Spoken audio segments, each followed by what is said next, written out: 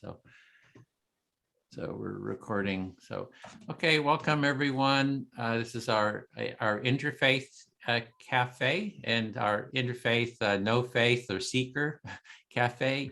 And so welcome everyone. And I'm Edwin Rutch. I'm director of the Center for Building a Culture of Empathy, and been working for about 14 years on building a more empathic society and culture. And this is one of the initiatives for doing that. Thanks everyone for really joining us in this cafe. And we're going to start off, Leo's going to explain a bit more about the cafe, then we'll have some personal introductions, we'll explain how to do the empathy circle process, then we'll do the process, and then have a little bit of a debrief. But Leo, do you want to give a little overview? Okay, thanks, Edwin. So the original question was what to do with the divides in our society. And you can say anything you like when it's your turn to speak in the listening circle, but you may want to give us some experience. When have you ever experienced a divide, a social, a political, or religious divide, either positive or negative? What was that experience like? And what does it tell you? You don't have to start that way, but I just offer that as one way to get into the topic today. Also, at the end of our rounds, we will have some time to harvest our ideas. And there's two kinds of ideas you might try to keep track of, especially when you're a passive listener and you might be taking notes about the discussion. Consider, one, did you hear something that was you want to think about more, some insight or an idea that you just want to mull over? And we put that in our treasure chest of wisdom gems. And we can create a document of these, a cumulative document. Other groups can add to it. So that would just be insights or things you want to think about more that you heard in the discussion. And second, is there any kind of action that you can see yourself taking in the next week or two, inspired by the conversation today? And we can make a list of those as well to maybe encourage each other to take conversations into the world with some kind of action. As small as they are, they all can have a positive effect. So those are two kinds of questions we'll try to harvest at the end of our empathy circle. Edwin? Okay, great. Well, with that, we can just go around, introduce ourselves, name, location, why you're interested in taking part today. I'll just model it. As I said, Edwin Rutch from San Francisco Bay Area, El Cerrito, just north of Berkeley. And for me, it's that I just see empathy as really a foundational value that's just totally unappreciated, that if we place empathy, mutual empathy at the core of society, I think it would just help so much with creating more understanding and well-being. So I've just dedicated myself to promoting this value of empathy. And the empathy circle here, I just find is one of the best, first step gateway practices for building that society and culture. So with that, I'll just call on everyone to just give a quick intro. Sky, do you want to go next? Sure, thank you. As I said the last time I spoke at one of these meetings, I believe God is empathy. And I especially want to emphasize that blaming anyone for anything, in my personal opinion, is the exact opposite of empathy, and that no social problem can truly be solved unless we understand how we ourselves feel and how other people feel, because that's the foundation of social interaction for me personally, is feeling. So one is completely rudderless if one doesn't know one's own feelings, and one will not know one's own feelings if one is busy blaming somebody for one's misfortune, when one is actually bypassing the heart of the matter. So I believe that when we learn empathy for ourselves, which is a deeply personal experience, extremely, you don't get any deeper than that.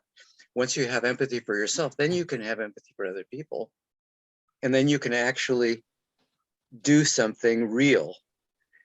I believe the opposite of empathy, as I say, is blame. And I believe blame is a fantasy. It And do you is want to a just dream. do you want to Oh, just I'm quickly sorry. say where you're located too? Oh Just- yeah, I'm sorry. It's just 30 Okay. seconds, just quick Oh wow, intro. I In the forgot that it circle, was, we'll have plenty of time to I really forgot it go. was 30 seconds. I'm in Uh-huh. Davis, California. Okay, great. Thanks, Guy. Mike? Oh yeah, Mike Santos, San Francisco, California. I'm so glad my friend Heather Williams is here today. What else was Name, location, and why you're interested in taking part today in the cafe. Oh, well, I got an email from Edwin a couple months ago and just thought I'd check it out and started looking at these things. And the more I looked into it, the more interesting it became. Then the thing that really turned me on was the District 8 Congressional Campaign Empathy Circle that Edwin did. And to have candidates running against each other in an empathy circle, I thought was revolutionary. So I decided to try one of my own in the district where I live. So that's me. Great, thanks, Mike. Rosa? Hi, my name is Rosa. I am in western Massachusetts in the Berkshire Mountains.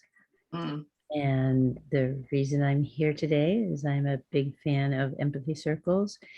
And also I am, I feel very strongly about the value and importance of interfaith dialogue and having a country where we protect religious freedom and support a diversity of religious beliefs. Thank you. Thanks, Rosa. Leo?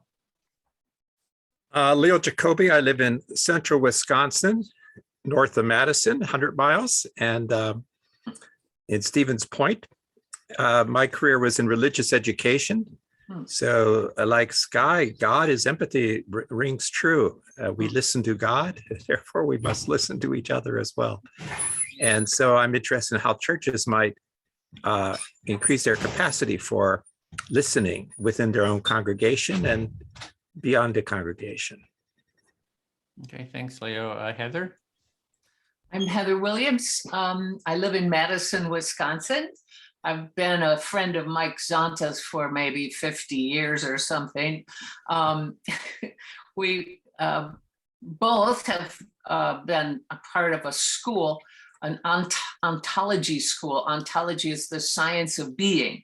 And so we've used techniques to move through the mammal ego part of us that wants to divide and blame and all that, and open up to the God, soul, spirit, true self. And so when I heard about the empathy circles, and I'll tell you, I only got 30 seconds, so I won't say any more, but I was a middle school teacher. We used empathy to help middle school students work with creativity and design thinking. That's it for me. Great. We'll have more time to really go into depth a little bit later. Larry? I am Larry. I'm on the expansively thinking, I'm on the California East Coast called Florida. And we're retired occupational therapists, and I love the empathy circles. I really think this is the missing link to human civilization living in peace. I really, really do. And it's about time we got over that old domination thought system that was foisted on all humans for thousands of years. Happy to be here. Thank you. Thanks, Larry. Valerie? Hi, I'm Valerie. I'm in New Westminster, British Columbia, Canada.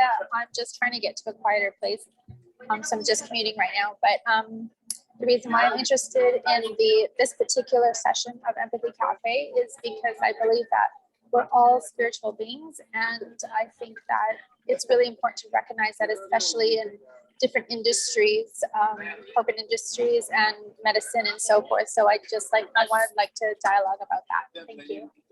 Great, thanks. Sally? Yeah, I'm really trying to figure out how to expand this.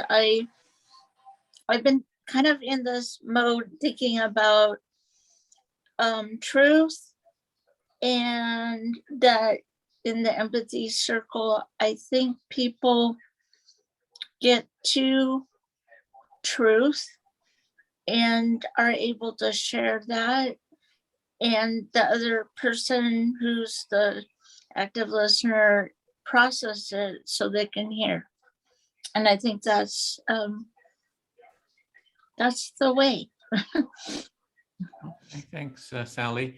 So next we're going to just go into the circle, but I'll give the instructions. Everyone here is familiar, I think, except Heather. So as you saw on that handout, there's going to be a speaker. One person is going to speak. They're going to select who they speak to. You'll speak on the topic, or whatever is on your mind. You'll share a little bit, and then you pause. You let the listener reflect back their understanding, kind of the essence of what you said. You check, is it correct? If it isn't, you say it until you feel like you really feel heard and understood.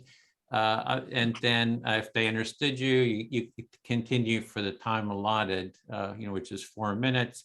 When the speaker is complete, the time is up. The listener becomes the speaker, and they select someone. We just go around for the time allotted. So here's the thing: we're 9 people, and usually we like circles of 4 so that there's you have more of a chance to speak. So let me just say, who wants everybody in the full group? Let me just check who's okay, Mike, and who wants smaller groups? Okay, looks like, right. Okay, I've created 2 groups. And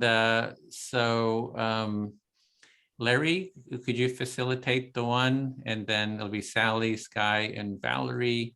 And the other one will be actually 5 of us, Heather, Leo, Mike, and Rosa. So we're going to go into the rooms. We're going to have about an hour and 20 minutes, and then we'll come back into the full group to discuss. And I'm going to put in, here's the topic.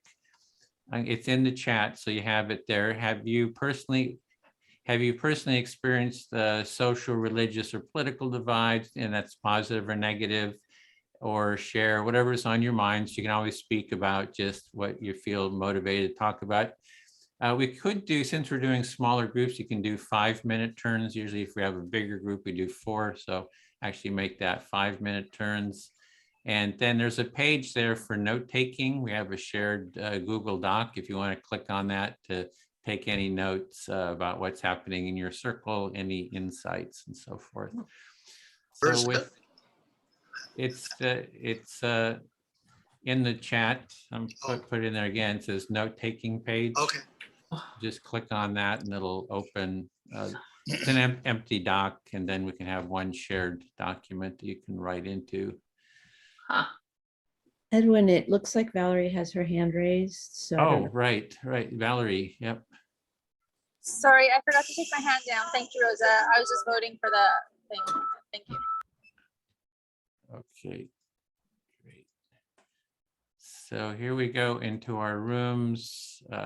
Yeah, with the rooms, it's a trade-off. Like sometimes, you have a larger group, but then you don't get as much time to speak.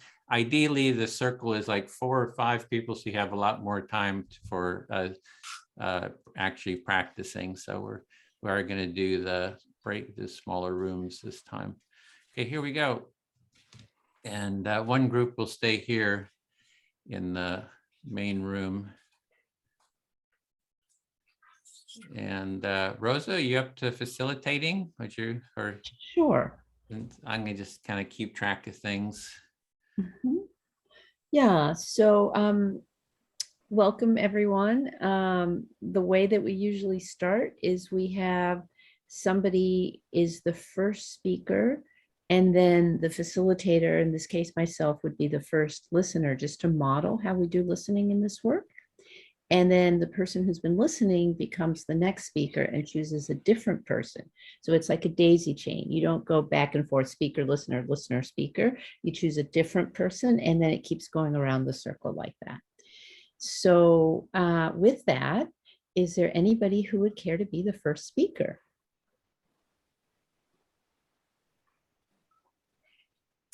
I don't mind being the first speaker, Okay, great. And, because I know you all have done it, but I could do it. yeah, and one thing I want to let you all know is that so I'll be timekeeper as well, is that if the speaker is going on for a little while and I as a listener, or you as a listener, when it's your turn, needs to ask them to do a small pause, just so that the listener can reflect back. And then at the end, when it's time, we just do time, and you do not have to stop in midstream. You can finish your sentence, and not only will you get to finish your sentence, but you'll also get a reflection back, because we like to always end with a reflection back. So it's a very simple format. Anything else you would like me to introduce, Edwin, that I may be forgetting? Perfect. Great. Excellent. Okay. So yeah, I'm just gonna get a timer set here, and all righty, we're ready to start. All right, so I'm going to share. Okay, so my name is Heather Williams. I live in Madison, and I lived in California for like 42 years out of my life. I grew up in Wisconsin. Okay, let me talk about the divide. Where's a divide that I could talk about? And I guess I would. oops, Oh, what? I'm going to forget all those places unless I get a chance to reflect back soon. So you were saying that you lived in California for a very long time? Yeah, 42 years. 42 years, and you're from Madison, Wisconsin? I'm from Wisconsin. I grew up in a little town called Watertown. I'm 75 this year, and I moved back here because I was 71, and I thought, well, maybe I should be next to family in my elder years, and helping my cousins and my sister and different things. So but that's what I could talk about. Cool. Huh? Cool. And I'm just going to reflect again. So you're from Wisconsin, you lived a long time in California, and then when you moved back to Wisconsin, it was because you want to be with family in your elder years. Yeah. And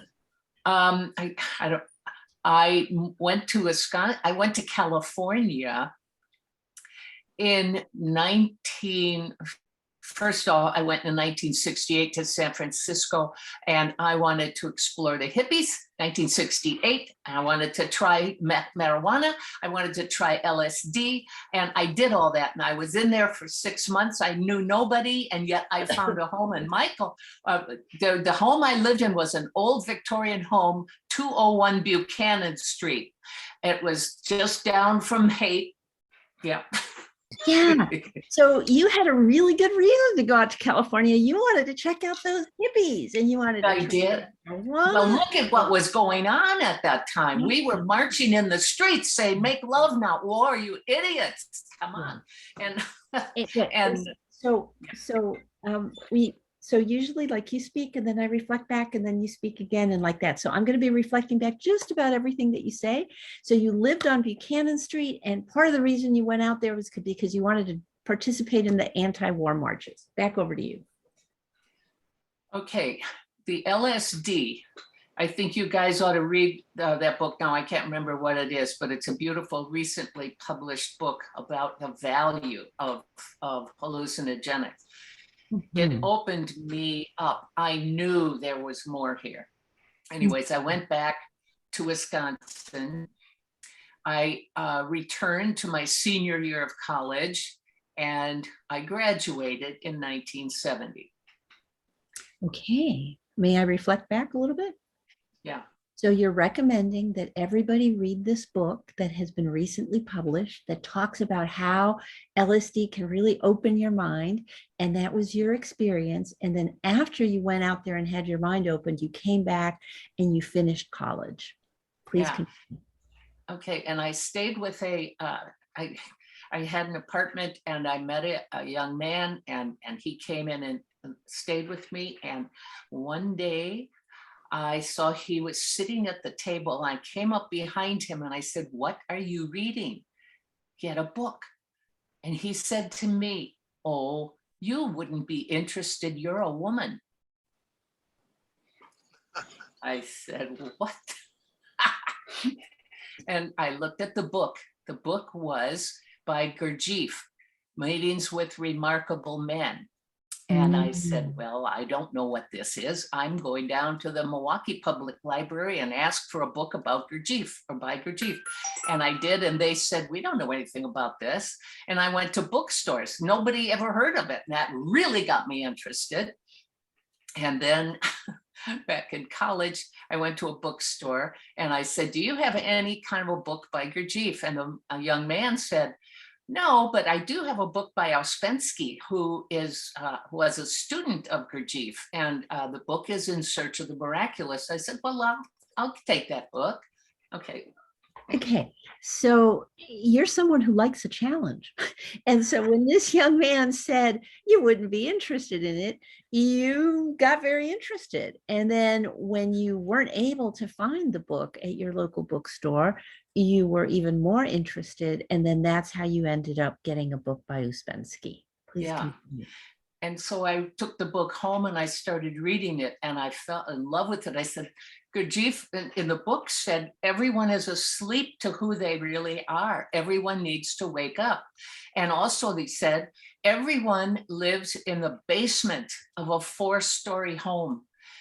And if you could wake up and know and realize you've got so many attributes and capacities. I said, I do believe that's true. I know I'm asleep. I need to wake up. Yeah. Awesome. So 2 of the things that you most remember from this book are the message that most people are asleep and need to wake up, and that most people live in the basement of a multiple-story house, and they need to explore all of the realms of that house. Yep. Okay. And then if we have a little kind of a custom here that if you feel heard, you say, I feel heard. And if you don't. Oh, I do feel heard. Thank you so much, Rosa. Thank you. I do feel heard. Thank you so much. Yeah.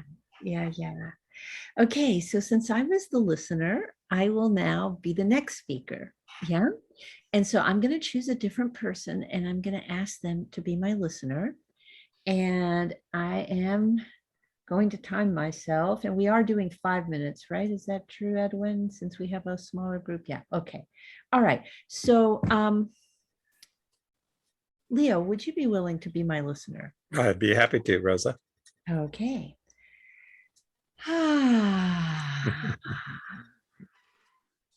I have so much excitement in me listening to Heather's story.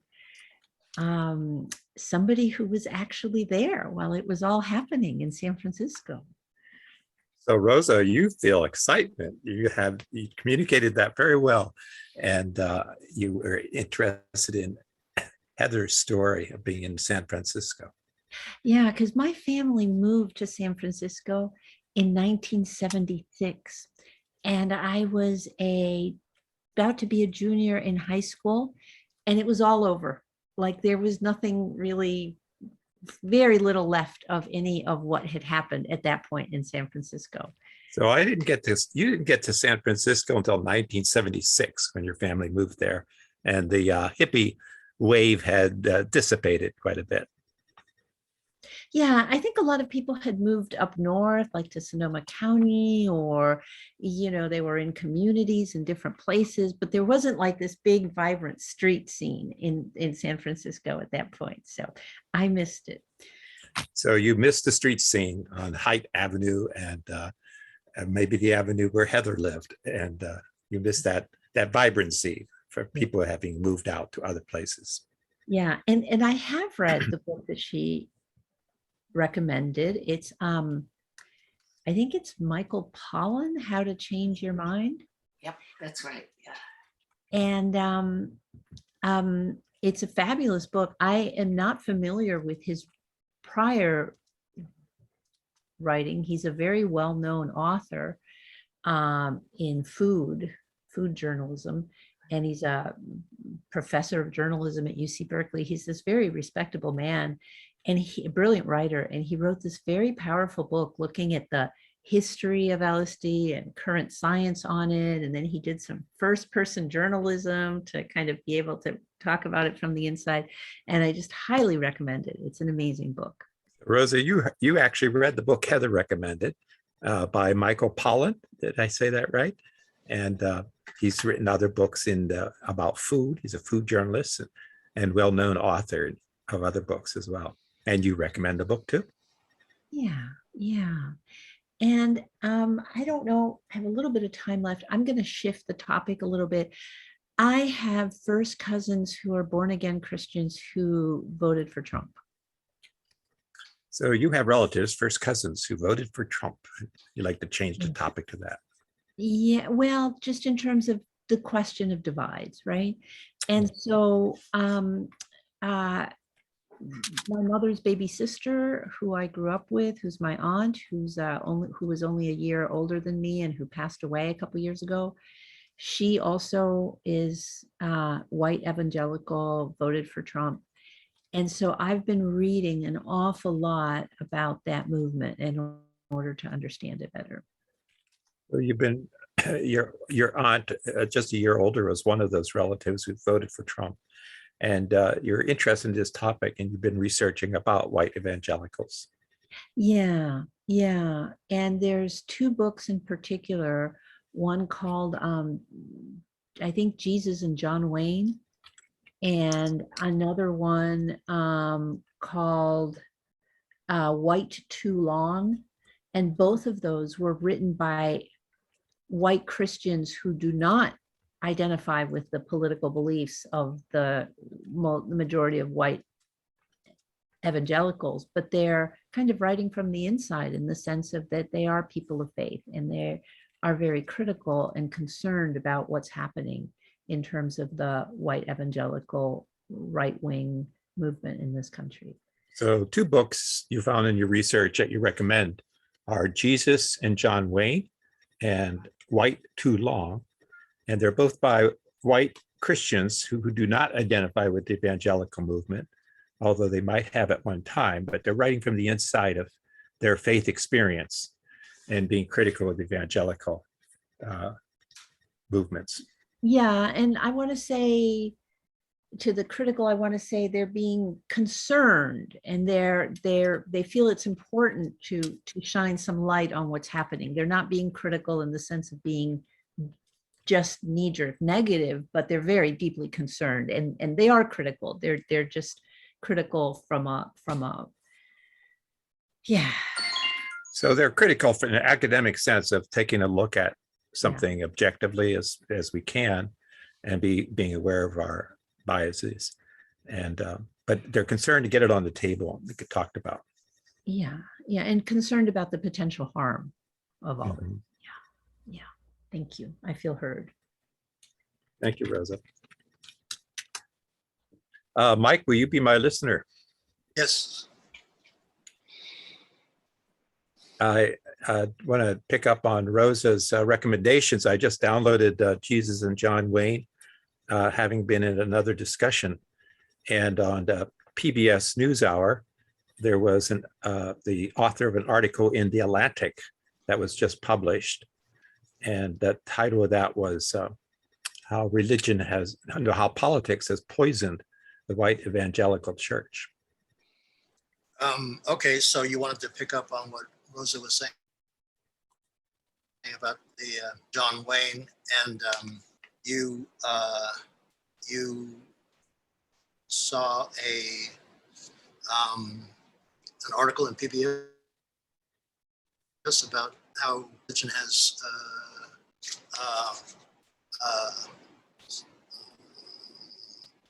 I forget what the term was you used, how religion was How politics poisoned, help me. yeah, how politics poisoned the white evangelical religion. Okay, how politics helped poison the evangelical religion. Right.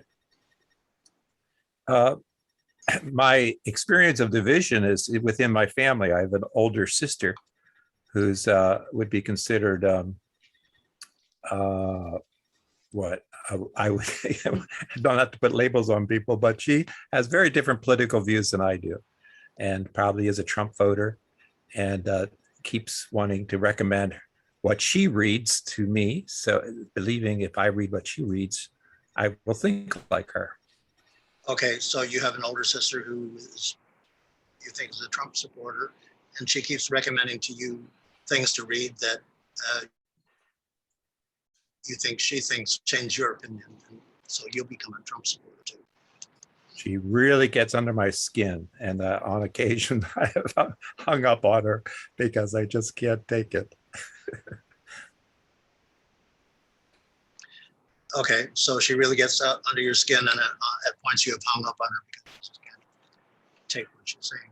So in other sessions, I've suggested to myself that I need to have an empathy circle with my sister. So I didn't understand that. In other sessions, you'd have an empathy circle with your sister. I've recommended that for myself. I see. So you recommended an empathy circle with your sister. I want to tell Rosa that I went to school in Lenox at Cranwell, which is now, it was an estate, it was a Jesuit school for a while. That is back to a high class spa. So yay for the Berkshires. I love it. Wow. So you wanted to tell Rosa that you went to school in Lenox, and I lost some of that specificity. Yeah, there was a school in Lenox. I went a prep school called Cranwell, and Rosa may be familiar with it. It's near Lee and Lenox, and I remember hiking up October Mountain. School in Lenox had a school called Cranwell, which is now some kind of high class spa or something. Right. So divisions I can feel in my own family, and talking to Edwin yesterday and today, diversity or divisions can also be a sign of diversity, and that could be a good thing. Okay, so you were talking to Edwin earlier today, and you think that maybe division can also be a sign of diversity, and that can be a good thing. So the metaphor I thought of was a diamond. A diamond has many facets. Okay, the metaphor you thought of was diamond, because the diamond has many facets. My sister is one of those facets. Oh, yeah. And I'm another. And your sister is one of those facets, and you're another. So through empathy circles, we can appreciate more fully the diamond. And through empathy circles, you feel we can more fully appreciate the diamonds. Yes. Time-wise, we're probably close, so I'll say I feel fully heard, Mike. Thanks. Okay, thank you. And let me choose Edwin to be my listener. Listening. Okay. Well, I've had a lot of Trump stories too, but it's something that stays on my mind. I don't quite know whether to empathize with Trump supporters or berate them. So you have a lot of Trump stories as well, and you're not sure, like the Trump supporters, whether you should just listen to them or if you should, put them down, berate them. Right, because it feels like, it's one thing to say, oh, well, they're just supporters of this point of view. But on the other hand, it feels like the point of view is trying to lead us into a fascist government. So you have a bit of a conflict there. On one hand, it's like, oh, they have a point of view, just listen to that point of view. But then on the other hand, you have maybe concerns that it's a fascistic direction. Right. But on the other hand, again, I love what Leo said about different facets of a diamond. I think everyone is an expression of being, if you will, of the cosmos. And so somewhere within them is something beautiful and something truthful. So I try to keep that in mind as well. So you appreciate the diamond metaphor that people have just these different facets. Some facets are going to be beautiful and some not so. Yeah, it amazes me. I have some friends that I've known, like with Heather and I have known each other for 50 years, and we both belong to the spiritual organization called the Prospero. So I have many Prospero friends, not many, but some Prospero friends who are Trump supporters. And I understand how through this teaching of spiritual self-transcendence, one can end up supporting Trump. So in this Prosperos community that you and Heather are part of, there's Trump supporters, and you can see how going down a spiritual path could lead to Trump, what Trump supporters were saying. I wasn't not sure quite. I can't see how they. Oh, you can't see it. It doesn't. Yeah. Oh, I see. If you're going down the Prosperos of the spiritual path, you can't see how people would become Trump supporters. Right. Right. But at the same time, I'm thinking of a couple in particular, who I love. I love their sense of humor. And I think, my brother died a couple of years ago, but if he was alive, he'd probably be a Trump supporter too. He was a Republican and he was a policeman. And he had maybe the mentality that likes to simplify things into black and white. And I think that's what Trump appeals to in people as well. So you think Trump is appealing to sort of a simple black and white worldview, and you think your brother, if he was still alive, might have gone down that path. Right. And I do love my brother, and like I say, I love the Trump supporters. But I saw this wonderful video that Edwin, you had up on right-left divide and people talking to each other or maybe it was Braver Angels. I may be mixing them up and tell me to pause when you need to. But Braver Angels had this right-left divide too, and at the beginning there was Republicans on one side and Democrats on the other side, and at the beginning everybody hated each other, but at the end there were real friendships formed. So you saw some video where there was a left-right divide, and you don't quite remember where that was from, something I did or the Braver Angels. And at the end, they had bridged those divides. Yeah, I think they still had some, and that's the funny thing is that individually, I can love, it's like I can love the people that support Trump and have supported Trump, but it's like maybe collectively, I'm not so sure that's possible. So kind of individually, you can appreciate, even love people who are Trump supporters, but there's sort of a collective. If you see them as a collective, it's not so sure you can love them. And that was the time. I just saw the time. I feel fully heard. Okay, then I'll speak to Heather. Okay. Yes, I'm going to talk about the divides in my family, and it's this political issue seems to be everywhere. The Trump, divide, left-right divides. I'll talk about that. So I understand that you're going to talk a little bit about your family as it relates to Trump. Mm-hmm. And my brother parents are, I would say, more Trump supporters. They live in the Central Valley, you know, Sacramento area. And you know, my partner is very, you know, listens to MSNBC, is very progressive. And it's just, there's real tension between them, her, especially as my brother.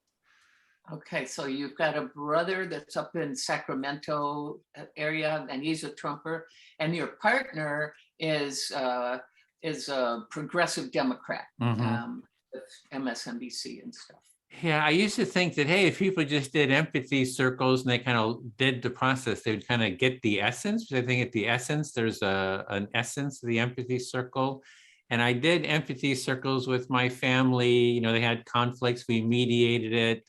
It really worked out well. But then it seems that everything goes back to to hell after a while. It so you would reverts to the hope mean. It reverts to the dysfunctional mean.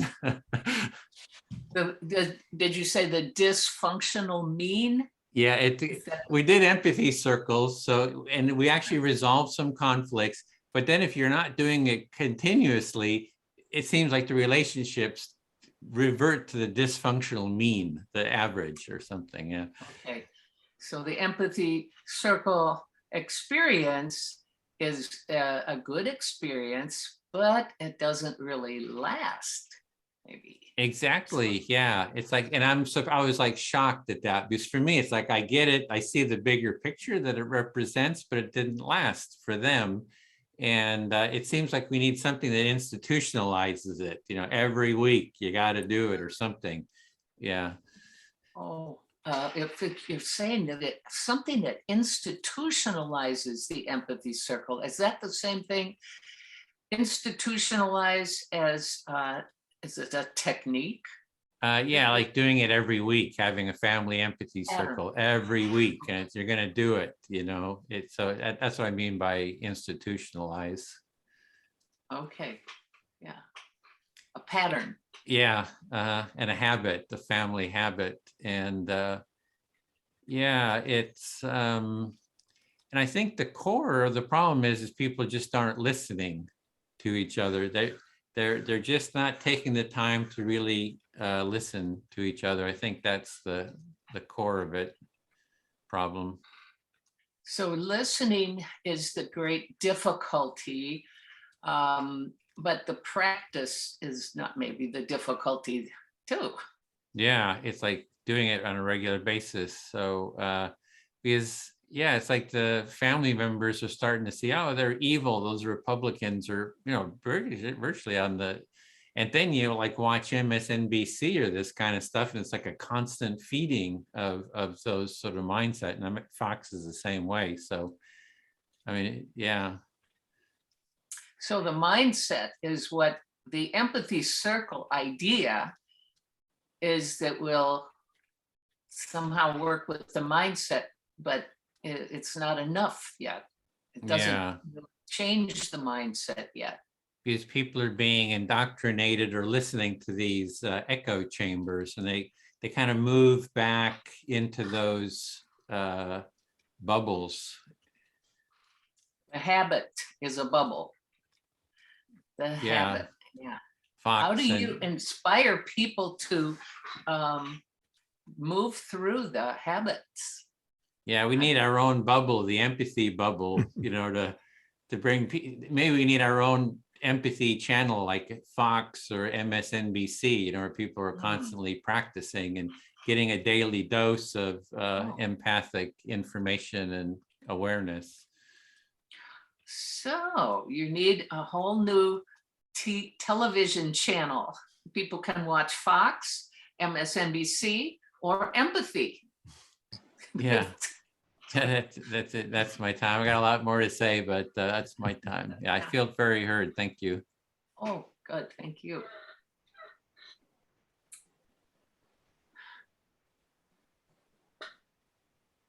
So now, Heather, since you're just listening, it is your turn to speak. You get to pick anybody as your listener. All right. Well, Rosa, you did such a wonderful job but I suppose I should stretch around or something for the hell of it, but I don't know. So Leo, you're in Wisconsin, so maybe I'll ask you to be my listener. That's good. All right. I'll put my cheese head on. Okay, good. Yeah. Okay, so coming back to Wisconsin, then we came back in 2019. The COVID came in 2020. Okay, now I've been a progressive Democrat most of my life. My sister has been a progressive Democrat. But with COVID, my partner has been a nurse for 40 years, nursing professor, master's degree nurse. She looks at the COVID situation and she's saying something's wrong with this idea that untested vaccine has to be taken and just take it and no questions. And a doctor who is given, they take the oath to do no harm. And these doctors are no longer in a relationship with their patient and trying to understand how they can help heal the patient. Now, the doctor follows the orders of Fauci and whatever the government and whatever the pharmaceutical industry. Okay, yeah, it's a lot. So 2019, you moved from California back to Wisconsin, and it was the time of COVID in 2020. Your partner is a professional nurse, and she raised some questions about the indiscriminate recommendation of taking an untested vaccine and seeing doctors falling in line without any critical judgment about this, no questions asked. And that raised questions for your partner, and now you have those questions too, even though you're a progressive Democrat. Yeah, yeah. So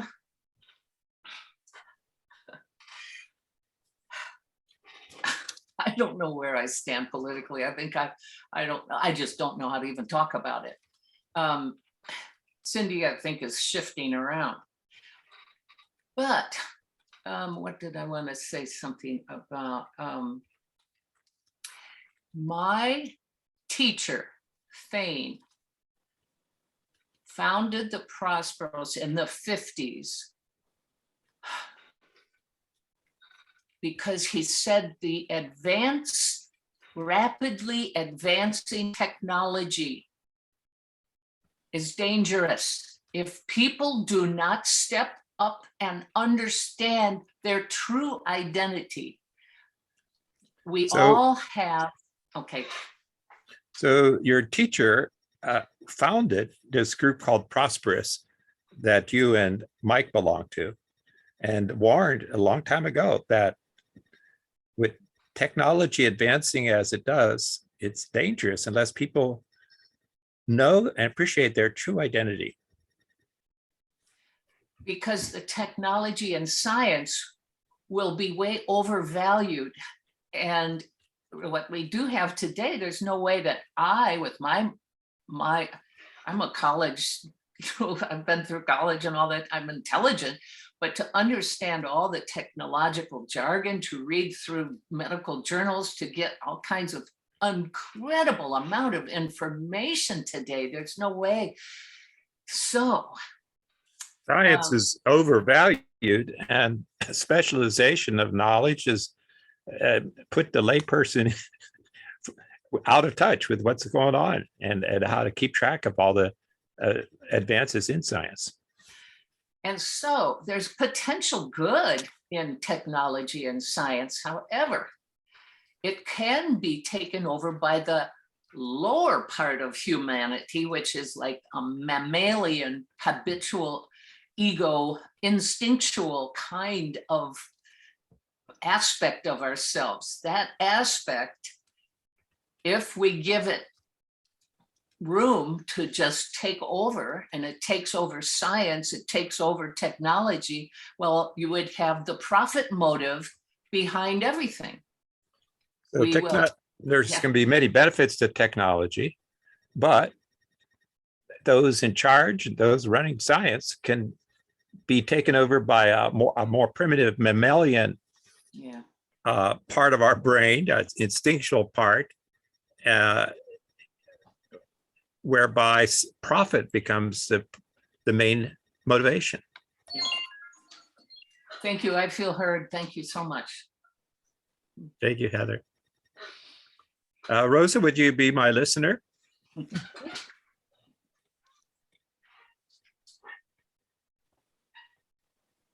I just want to catch my breath. So, the other part of the question is how to bridge differences and divides.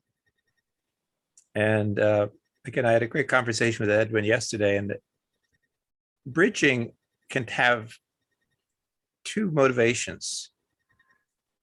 One, to narrow the differences, to close the gap or to narrow the gap, to bring the two sides closer together. But another reason for a bridge is to celebrate the differences and to let there be good communication from one side to the other, but not one side taking over the other. So you're pointing out that there are two different aspects of bridging, or two different ways it can be done. And you had a really good conversation with Edwin about this. And one of the ways to look at bridging is how do we narrow the gap? And another one is how do we celebrate the differences and foster communication across them? Is that close? Yeah, that's good. I'm starting to think of my interfaith experiences. I mentioned I was a religious educator in the Catholic Church, but at the end of my career, the Methodist Church hired me to run their Sunday school. I thought that was a pretty generous offer on their part to accept me in my Catholic faith and to put me on staff to run their Sunday school.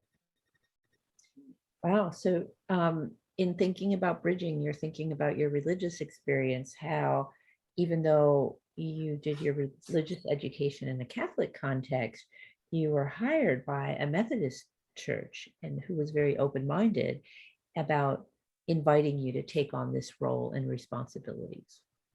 So my experience of churches is, I think I have a pretty open-minded ecumenical view, but I suspect there are some churches I would be hard-pressed to find common ground.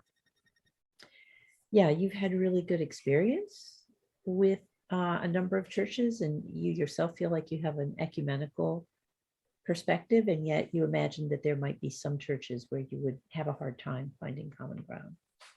I think a tendency of churches is to sometimes is to circle the wagon, draw the wagons in a circle in defense of the world, and to create a little oasis or refuge from the world. And that's counter to a philosophy that a purpose of a church is go into the world and to heal the wounds. Yeah, so you see different approaches, and one of them is more of a circle the wagons, and another one is a go into the world and heal the wounds. The present Pope of the Catholic Church, Pope Francis, has a new metaphor for church as a field hospital, and that the mission of the church is to tend to the wounded. And there are many kinds of wounds in the world, spiritual and material. Yeah, so you really appreciate this metaphor that our current Pope has offered us of the church as a field hospital to go into the world and tend the wound. Thank you. I had not heard about that before. Please continue. And I'm going to host a book discussion of a book called Catholic Discordance, Neoconservatism versus the Field Hospital of Pope Francis. So you're going to be hosting a discussion on a book? Is that what you said? Mm-hmm. And the book is about the neoconservative movement in Catholicism as contrasted to this church as field hospital. So there's lots of room within my own Catholic family, my personal family, as well as my tradition family, for listening to others who have quite disparate ideas. So even within your own faith tradition, there's a lot of differences within that faith tradition. And so therefore, a lot of opportunity to listen to people with other perspectives. And I hope I enter the book discussion with an open mind, and rather than an antagonistic one about neoconservatives.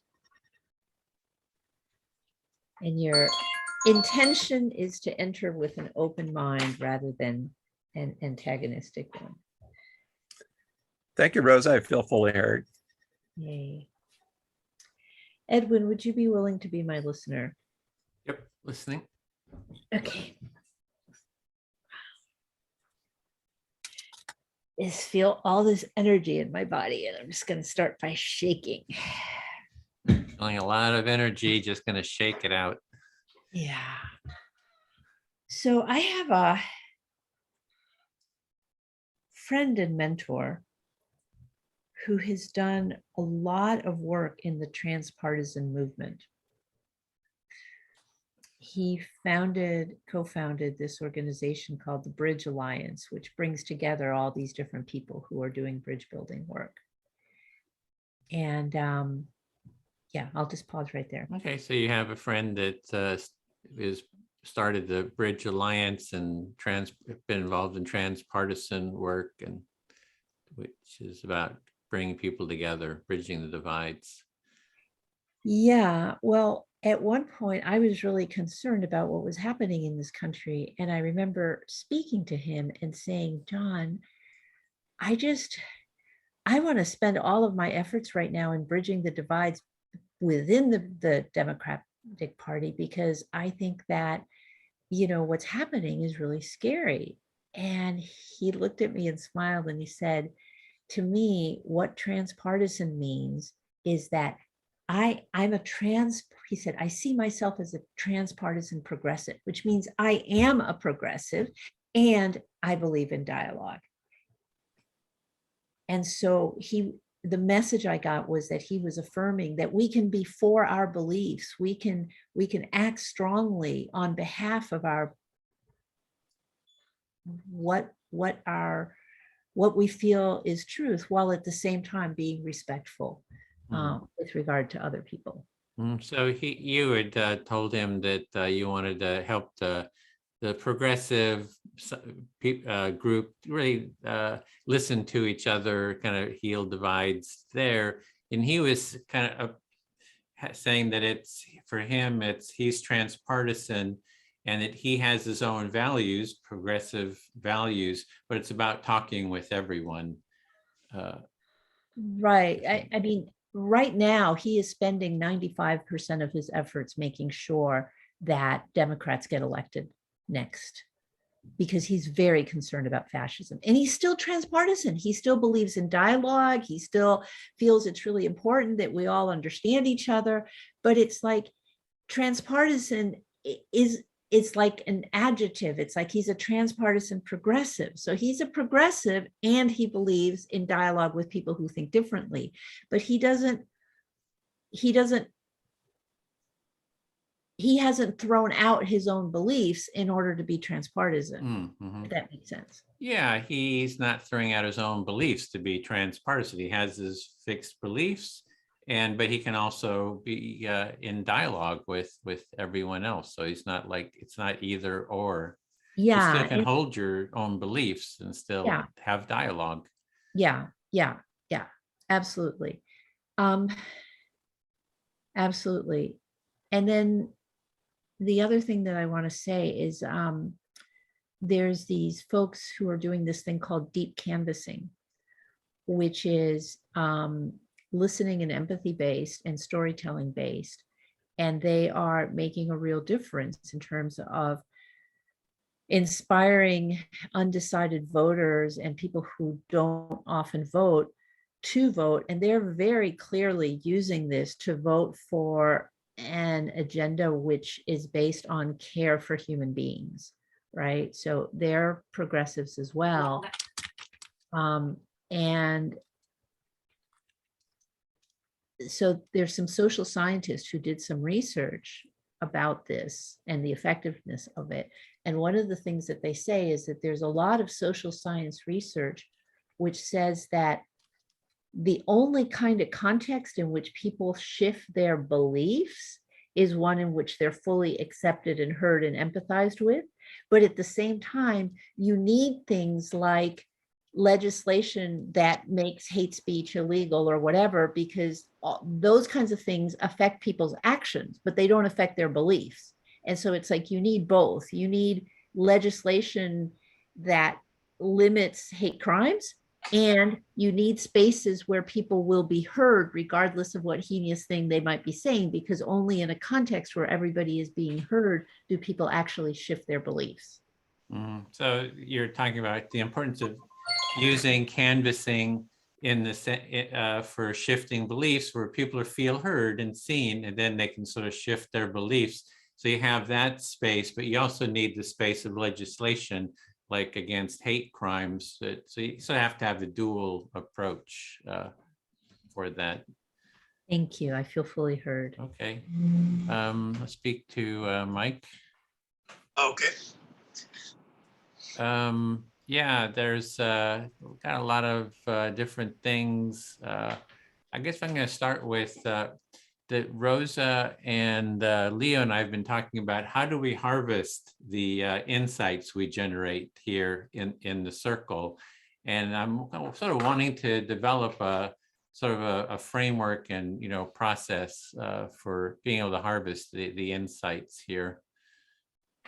Okay, so you have been talking with Rosa and Leo, and one of the things you're concerned about is how to harvest the insights that we have gained here in the empathy circles. Yeah, maybe maybe you don't need to do that harvesting. Maybe it's just a waste of time. I don't know, but somehow there's this yearning in me to kind of give shape to the insights, because we talk here in the circle, a lot of great stuff gets said, people feel really good, and I just wonder how to sort of capture it and put it into a structured form. I think that I just intuitively feel that's important to do.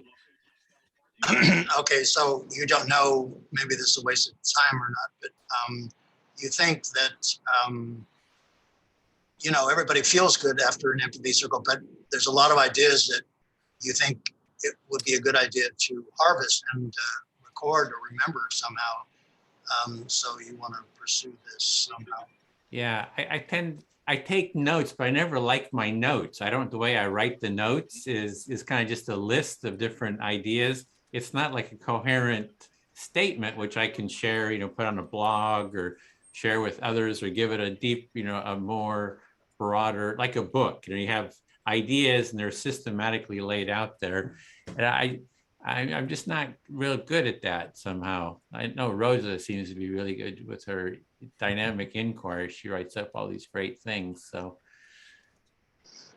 you're concerned about you're not even really too happy with the notes that you've taken on as far as harvesting insights, and you'd like to be able to write these, have these insights written in a form that could be like a book, and you think Rosa has some abilities in this line. Yeah, maybe because it's such hard work, but I do record them, I do post it, I do make it available, I do have transcriptions, so it does get out there, but there's something missing, and I'm kind of looking for, and yeah, there's like 10 years of videos out there, so there's no shortage of that, but somehow there's something I'm looking for. Somehow I got to get better at making coherent statements. I'm not quite sure what my block is for doing that. What your block is that what you said? Yeah, what kind of blocks me from, there's something I'm wanting and I'm not quite getting what it is. Okay, so you have like 10 years of empathy circles online. You're producing all kinds of output, but you're still not quite satisfied with, and you feel some kind of block as far as that something is missing, that what is harvested could be made clear and more understandable to people. Yeah, I think one thing is I have to have fun doing it, and it's not fun.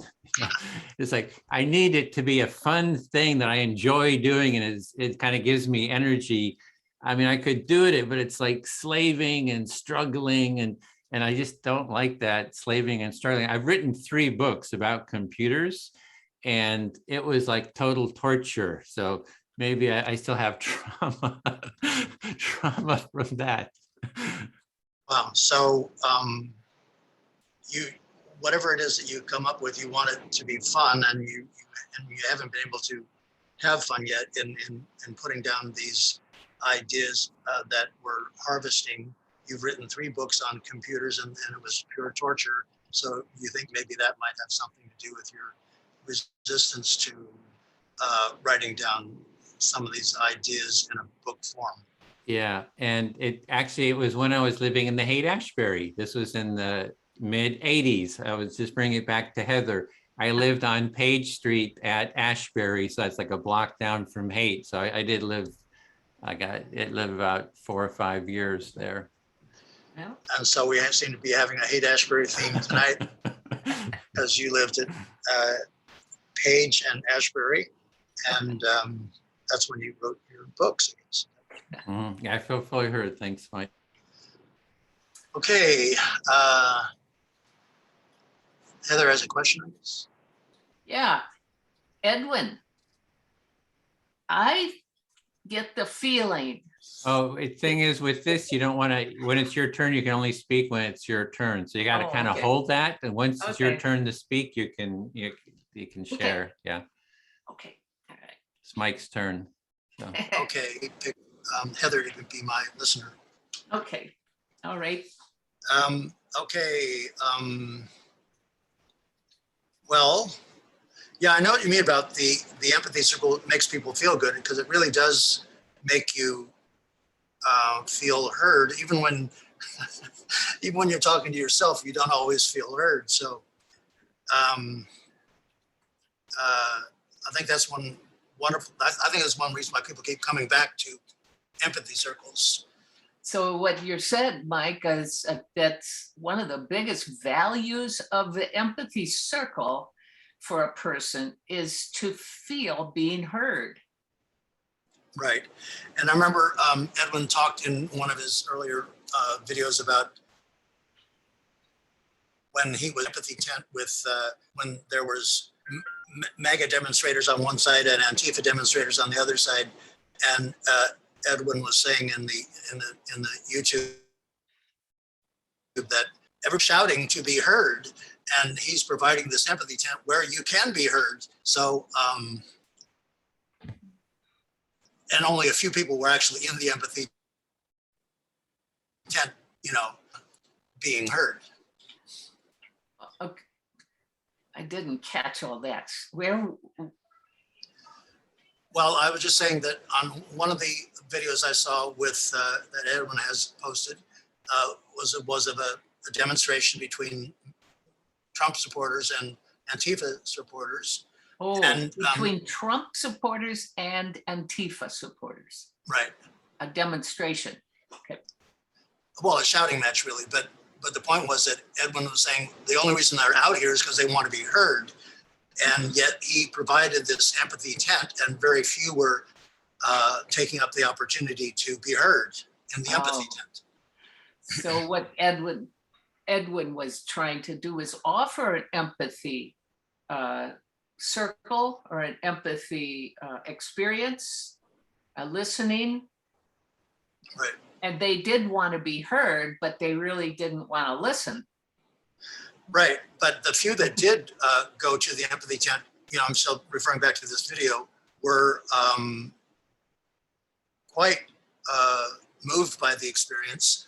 and they maintained their viewpoints,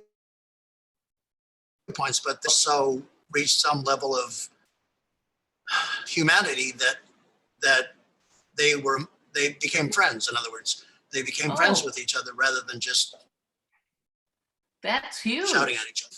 So that they were demonstrating, they were two sides, Antifa and what the heck was the other one? But Mega.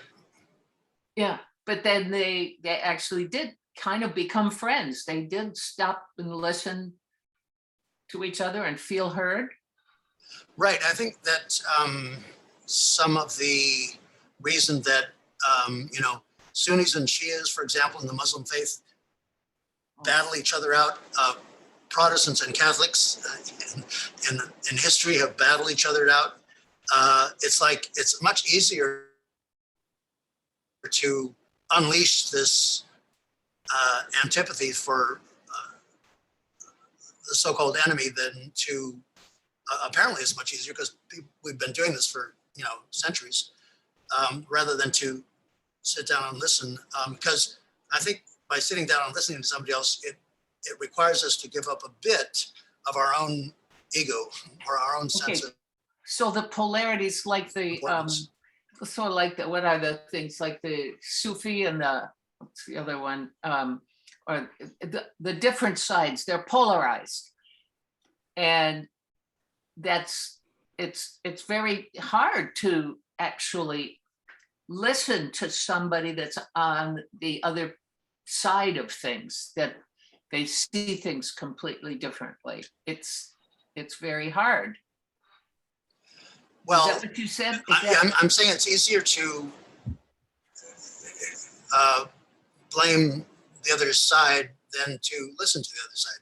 Oh, it's easier. Blame is the habit. Yeah. Blame. It's easier to blame than listen. Right. I don't know how much time I have to.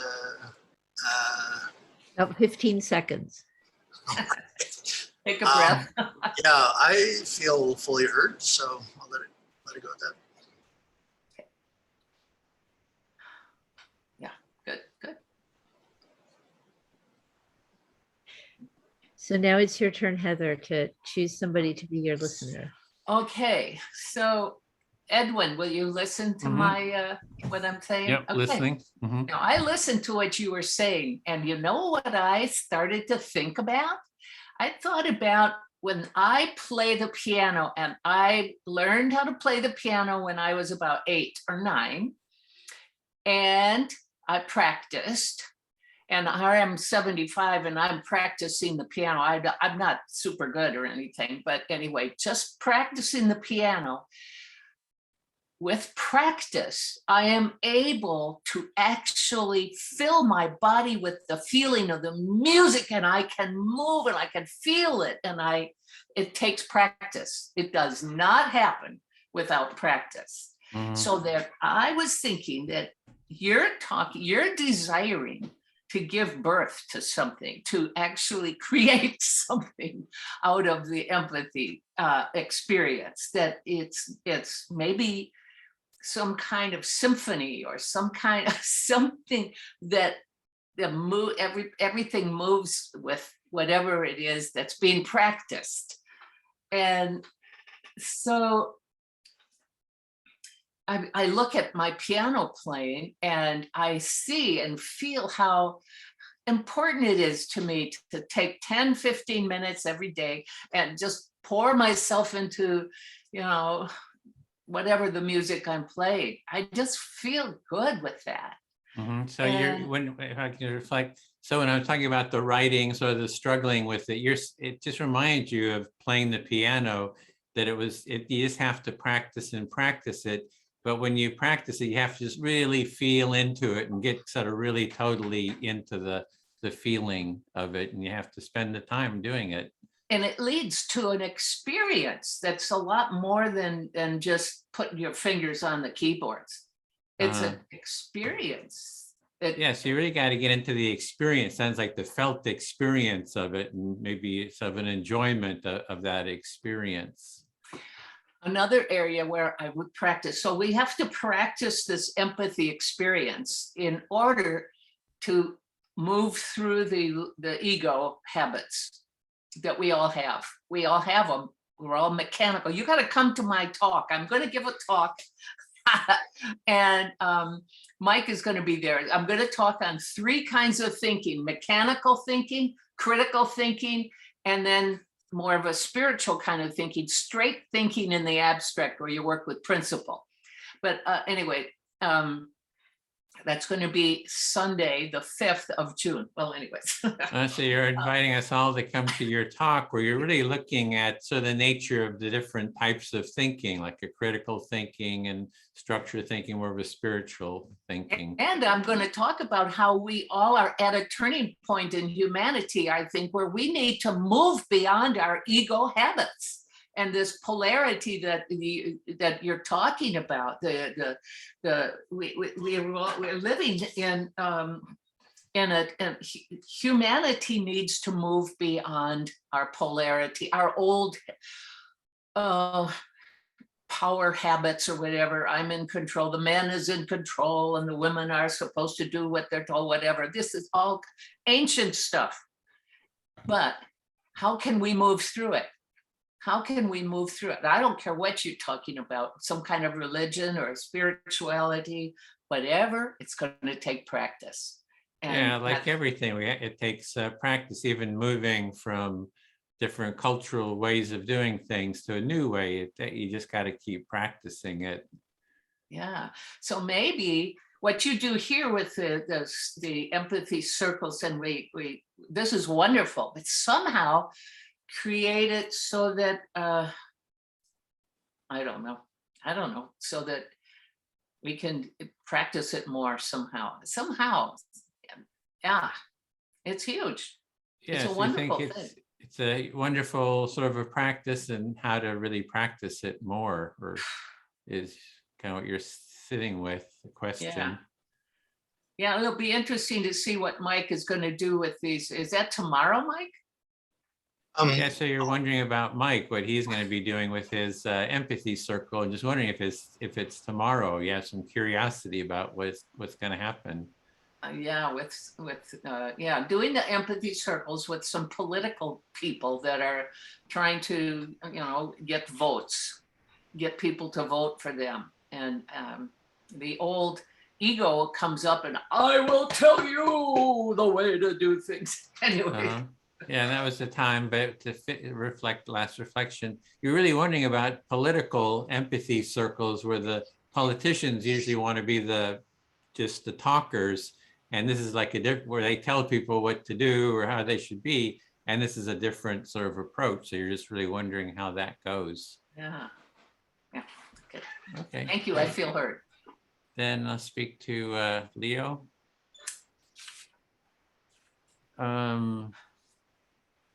Let's see. Oh, I didn't want to address this issue. I heard the word the hate, laws about hate come up. Now, the concerns I have is that that on these different groups that are kind of fighting with each other, they're sort of pointing to the lack of empathy on the other side. They're saying, this is where you're lacking empathy, this is where you're lacking empathy. Then they might throw a few judgments in as well. But I think it's quite neutral, it's really quite neutral between left, right. So in the discussion of hate laws, you see each side pointing fingers at the other for their lack of empathy. Yeah, it's like Mike is saying, hey, Trump is going down the road of fascism, but the conservatives, I hear, they're saying that the left is going down the road of communism, critical race theory, and all that is different forms of Marxism. So they're kind of sliding Marxism through, critical theory and stuff like that, and that it's going to take over the government there too, and they feel threatened. So both sides actually think that the other wants a form of authoritarianism.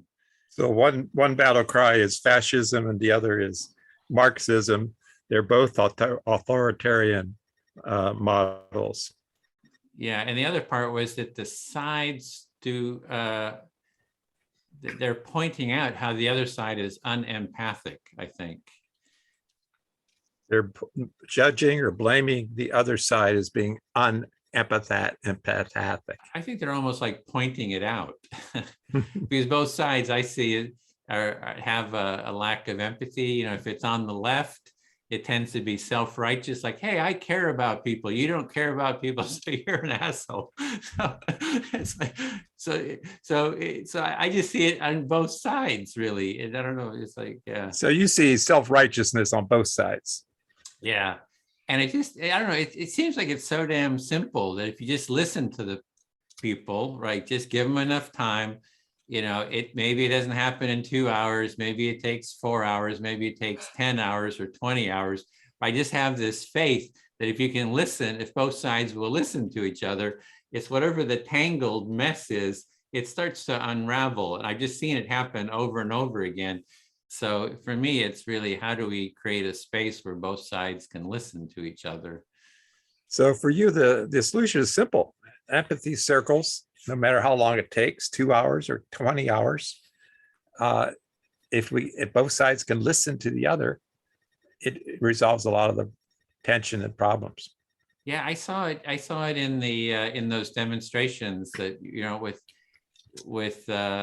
it's like this thing about hate. I really dislike this whole hate notion terminology. I would use lack of empathy. If we had, instead of hate laws or hate this, it's like lack empathy deficit or something, because I'm seeing too much where everybody that you don't like on the other side is doing hate. And so it gets used as a club. And I just saw it at these demonstrations. It's like, that's hate, that's hate. So it gets overused. But if it was like empathy, you're not being empathic. You know, if we changed, didn't use that hate word, but the lack of empathy, I think it gives us something to work with. Yeah. So the word empathy deficit might be a better term than hate in pointing out a deficiency on the part of ourselves or of the other. Yeah, and then it becomes, it's how do you resolve an empathy deficit? So you resolve an empathy deficit by empathizing. Right? It's kind of the old, you can't drive out the darkness with more darkness, you need the candle. You can't drive out a lack of empathy, you know, with more lack of empathy, you do that with empathy. So that's a little dynamic there that I can see. So the metaphor of driving darkness out with a candle. No, we with drive more out darkness. Yeah. You can't drive darkness out with more darkness. No, but with a candle, you can drive out darkness. With empathy, you can drive out the lack of empathy. Yeah, and it gets more complicated too, because if the other side is not willing to empathize, how do you bring them into an empathic process? That's there's some real complications there. Yeah.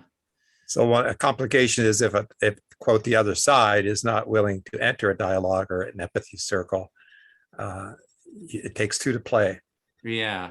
Okay, that was my time. I got a lot more to say, but that's, I feel fully heard. Yeah, thanks. Thank you.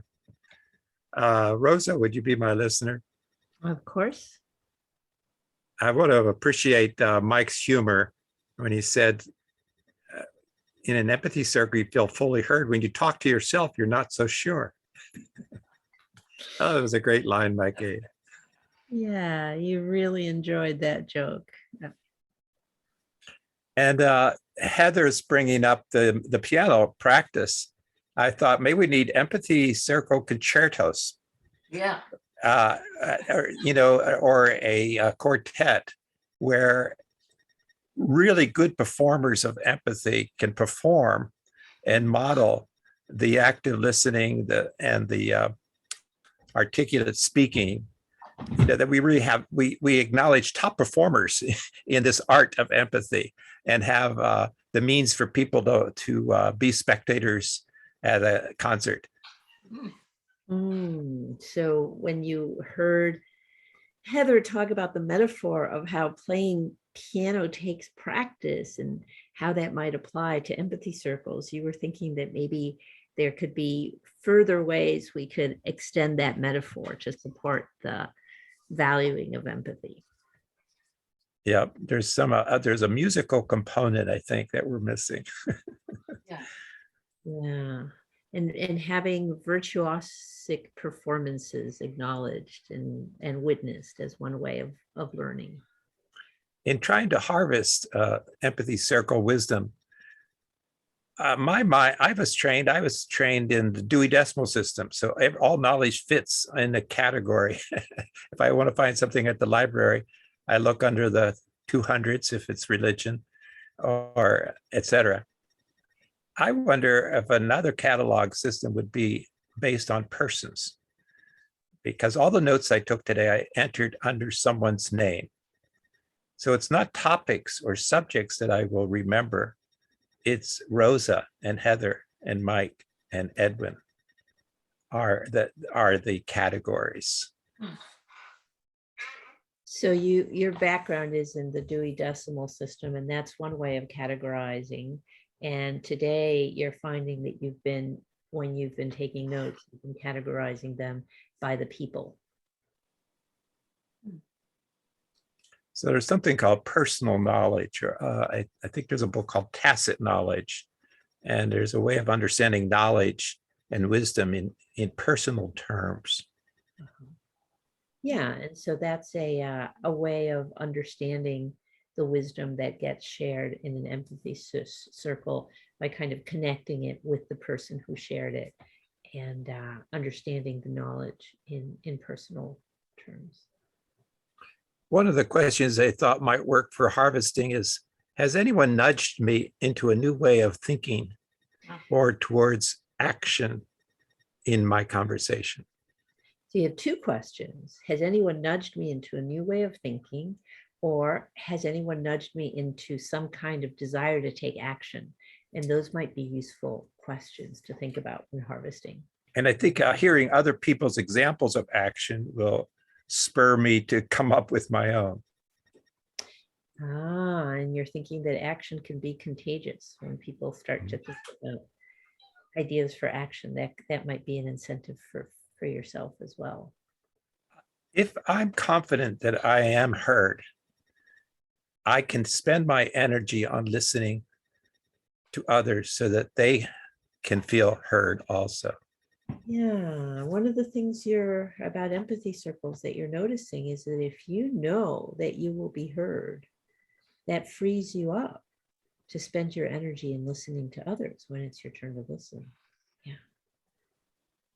So in my daily encounters, if I can train my brain to be prepared to listen, not worry about what I'm going to say, but worry about how well am I going to listen to the other and give them the gift of being heard.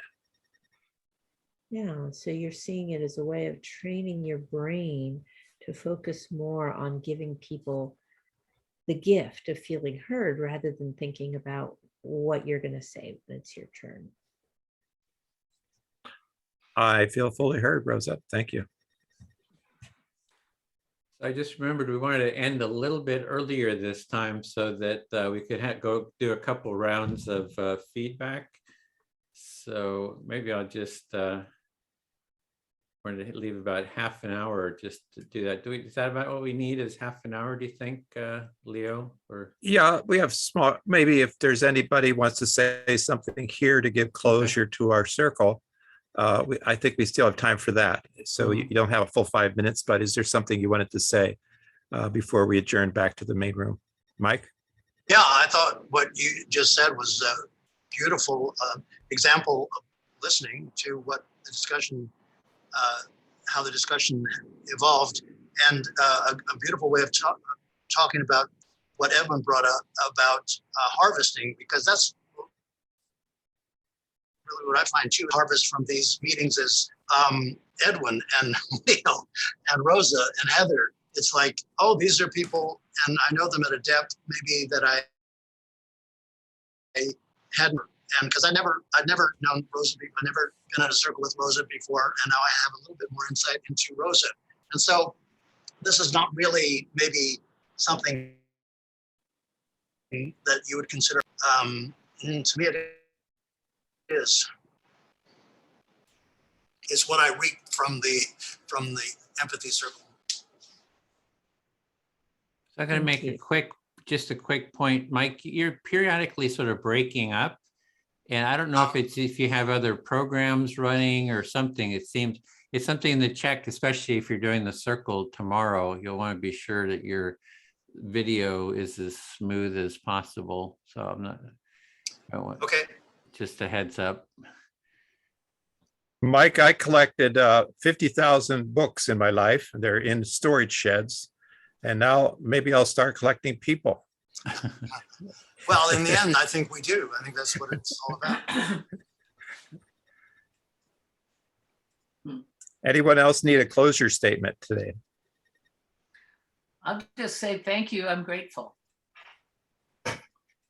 Yeah, I'll just say that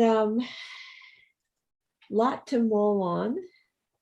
I feel like there's something cooking inside, but it's not in any form that I could bring it out as a succinct and brief closing statement. So thank you. And Rich. we'll have time to give closure in when we join up with the other group too. I just closed the room, so we have 50 seconds. Yeah, I'll just say thank you, everyone. It always feels like my space, this feeling space has been enriched, hearing all the different thoughts and feelings, and It's real important. appreciate it. And I got to meet somebody from Wisconsin and somebody from the Berkshires. Oh, I was going to say, Edwin, I lived in The Hague from 1984 to about 1990. So we must have lived blocks. Oh, from wow. that. Where did you live? I was on Schrader. Oh, in okay. Hague. Wow. Can't remember where Schrader is, but I was right on Ashbury, between Oak and Page Street, which is a block down from. Yeah, I was so right at that time. A block from the Panhandle and a block from the beginning of Golden Gate Park. Me So, like, too. Wow. We must have been just been a couple streets over. Yeah, amazing. Wow. That was from mid 80s to 90. Yeah, 5 years. Okay. Oh, wow. See that. So welcome back, everyone. So we want to do a bit of a debrief, and Leo is going to guide us, and he has a couple questions to ask, and we'll go around, I think, a couple times. Do you want to take it away? Yeah. So we talked about harvesting and what were the good things you heard. When we divide into more than one group, we're always curious what the others were saying. So in your reporting, you might want to share some of that. And I suggested two aspects, something you heard in your conversation that you want to take note of for further reflection, some insight, or maybe something that just challenged your own thinking. And another response would be, was there anything you heard that motivates you to some kind of action as a harvest of this conversation today? So who would like to start? And we have time, we have 20 some minutes, so you can take a couple minutes, 2 or 3 minutes each in your response. Sally? Oh, sure. Well, I know Sky was talking about the need to start at a very young age, and that there's a loss of the child, and that to rebuild the child, which gets you into having more empathy as time goes on in your life. So I just wanted to refer back to the game, and I'm writing a game with Bill and other people, inviting more people to help and trying to get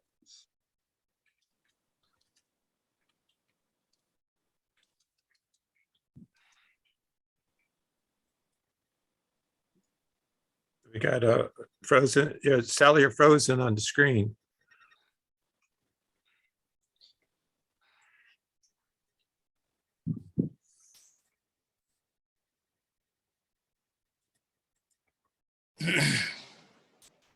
Well, let's come back to Sally if she gets unfrozen. Sky, would you like to share? Well, I would.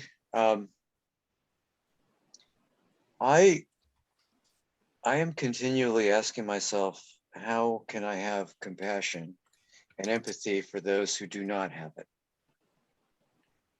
How can I avoid condemning those who condemn? And to me, that's the crucial. I mean, to me, that's the focal point. Because my experience personally is that people basically say, well, you started it. That's really it.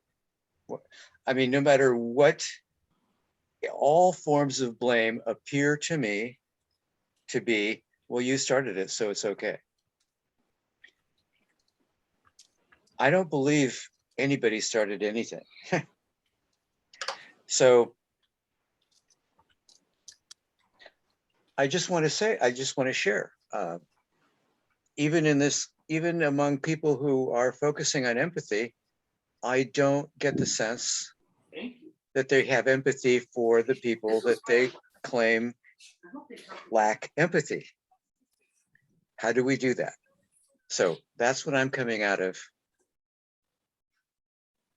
That it's a dilemma for me. So I just want to leave it there. Thanks, Sky. Mike? Well, I was moved particularly by some of your final comment, Leo, actually, some of the things you said about I was to listen to what had gone on in the group, to respond to comments that I had made, to comments that Heather had made about practicing, to respond to Edwin's comment about trying to harvest. You really evidenced the practice of listening and repeating back to us what we had been talking about. So I was quite actually moved by that, and I don't know what else to say, but that's what was going on for me. Thanks, Mike. Heather?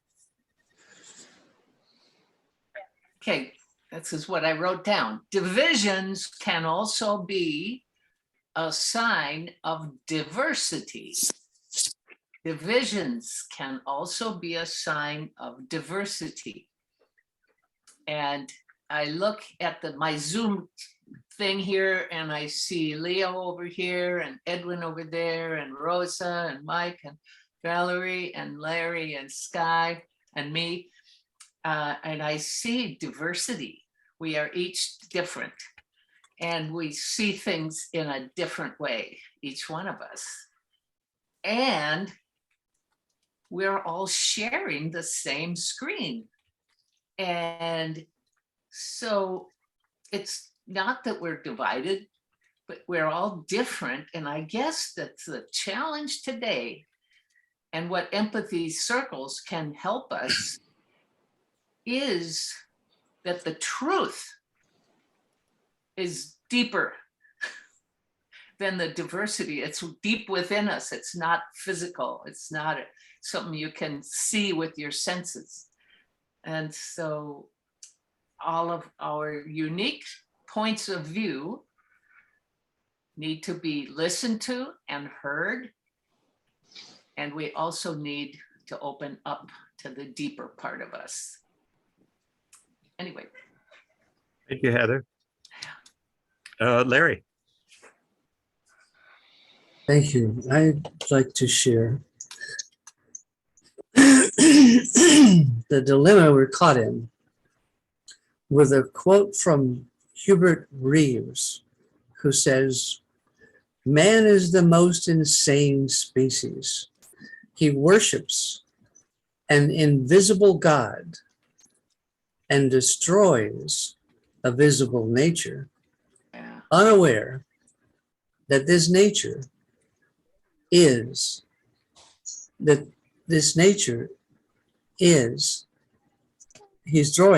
destroying is this God worshiping. Yeah. Thank you. Yeah. Beautiful. Thank you, Larry. Rosa?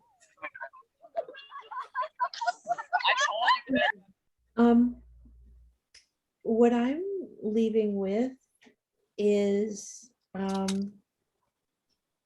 as in so many of these sessions, someone said at the end, I'm sorry, I forget who. I don't tend to write names next to things, but both sides feel threatened. And it may have been Edwin, I don't know, but anyway, it doesn't matter. Both sides feel threatened. And so talking about polarizations and divisions, you know, as hard as it can be to acknowledge, the young man who shot all these African-American people in Buffalo felt threatened because he's been taught this race replacement theory that Jewish people are behind a plot to increase the number of Black and brown people in this country. And so people who have white skin like him are threatened. And so he felt, from his place of being threatened, that the best thing he could do was go and kill 16 people or however many it is that he did, right? So it's true. Both sides feel threatened. We can argue about whether that fear is real or manufactured or whatever. But I think that we ignore the reality of the fear at our peril, because I think emotions are really important. And I think when we understand that people are feeling threatened, hopefully we can respond in a way that de-escalates rather than escalates the situation. Thank you. Thank you, Rosa. Sally, welcome back. Sally, I'll come back to you after we hear from Valerie. Yeah, absolutely. Valerie, we've been enjoying the geese. Tell us more. Well, as I was over there with the geese trying to give you guys a wonderful view of their new babies, a crow almost stole my sandwich, so I had to run back. But anyways, this is how I feel today. I feel tranquil. I feel very blessed to be in this empathy circle in a natural surrounding. And we were talking in this circle about asking Edwin whether we could have like an empathy circle online where all of us go to the park and zoom in. The only problem is we'd have to be on our phones because I didn't realize that I couldn't get reception on my computer. So if I didn't have my phone, I wouldn't have been able to join in. But our takeaway really was to bring forward and to make salient those matters which are so difficult for us to talk about, that create so much violence in our world. And we talked a lot about medicine and how medical doctors are sort of not even subject to the criteria of whether or not they have empathy, express empathy or not. It's just sort of taken for granted that of course they would, but they're not taught it. They are just people who are in the service of other people.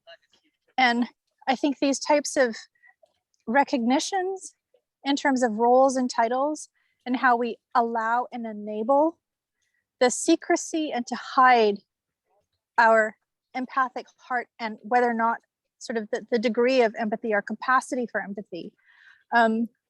There's plenty of doctors who talk about the fact that they can't even show their vulnerability or their weaknesses and so forth. So that's what was sort of alive for us in our group, was a lot of the history of what brought us to this point and why is it that we allow this to happen. And for me personally, I mean, just to be in this setting and like to experience the circle, just to give some feedback. I mean, it was really beautiful and amazing. And it helps me to embody the naturalness of just me and being alive in this natural setting that's so alive. It's just a really beautiful experience. So I just want to say thank you to everybody. And thanks again to Edwin. Thank you. Thanks, Valerie. Sally, we got cut off from, what else would you like to say? Well, I was disappointed I didn't get to see the, what were they? Swans or geese? Anyway, yeah, just as far, I think the idea of spirituality and interconnectedness of just from the atom all the way to the stars and then back again, that we're all interconnected and need to work together because we need to recognize we're all interconnected in a spiritual world. Sorry to say everything twice, but. Thank you, Sally. Edwin. Yeah, in terms of what was kind of building on what someone else said, it was what Rose was just saying about building on what somebody else said, which was about all sides feel threatened and afraid. So I think that's very central, that to reach out to people with, if they feel that they're going to be heard, seen, and acknowledged all the time, people are really quite resilient, and it really cuts down on just the escalation. So if we can make that value of seeing people, then there's less fear of change. If you feel like, hey, I'm going to be heard and seen, and my concerns are going to be considered in any change, that the societal or personal change that happens, it just creates a more sense of safety, and people can kind of adjust to it better. And in terms of taking action, I'm kind of doing this work, full steam ahead. It's what I do all the time. So there's not too much more, trying to get to this harvesting part. How do we really harvest more efficiently the empathy circle? Or how do I create some writings out of it or something? That's something I'm working on. It was great to be able to share that, because that kind of gets me, gets it out there, gets me thinking about it, and I get sort of feedback, and I can start, solving that issue, and and then just keep building on the empathy movement is what I want to do, is just think in terms of a movement, and how do we build that larger movement. I think that's it for me. Was there someone else to go, or was that the end? I'll say just a word or two. I think I want to put my energy into approaching people with the intention of listening. And I'm more of an introvert, so it's not likely I go up to the person and say, how are you? How's the weather? But I think if I can train myself that I want to share the joy of being heard is so valuable, that I want to give that to others. That if I can approach somebody with the intention of giving them that joy of being heard, I still will have the responsibility of sharing from myself too. It's not just asking questions and listening. It's reciprocal. But I think telling myself I've been blessed with being heard many times. It's a great joy. I want others to have that joy too. And so I'm going to begin this conversation with the hope that I can be an instrument of their joy, and of them being fully heard. So that's where I'm going to try to put some of my energy. Okay, and everybody else is gone, so are we Yes. ready to wrap up? Okay, so I'm going to put a link in here for the feedback form. If you're able to go there and fill out that feedback form, just any sort of final thoughts. The next cafe is what, June 4th, right? We're meeting every 2 weeks now. So I think that's June 4th is the next one. Yeah, June 4th. So we'll be here again June 4th. And I think that's all we have. Leo, did you want to stay back with Rosa? We're going to talk about the harvesting part a little bit. Do you have time, Sure, Rosa, yeah. for that? We'll just A little bit. you're muted, Rosa. My schedule has changed, but let's take 5 minutes and find a date Okay, that we yeah, can. okay, great. Yeah. So that's it. See you next time. There's the schedule. You can join us in any of the other cafes, and looking forward to what with Mike's political one. We'll be posting that shortly after it's done. So bye, everyone. Bye, Valerie, Sally, Larry. Thank you Guy, so good to much. see you. Thank you. Heather, glad you could join us. Thank you all. The Haight-Ashbury Thank contingency. you, thank you, thank you. Yeah.